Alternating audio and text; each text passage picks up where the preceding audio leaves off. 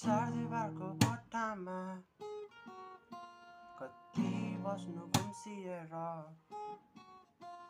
कति कोर्नु तिम्रो चित्र कल्पनामा डुबेर। सपनाको संसारलाई मिलेर बनाउनु छ,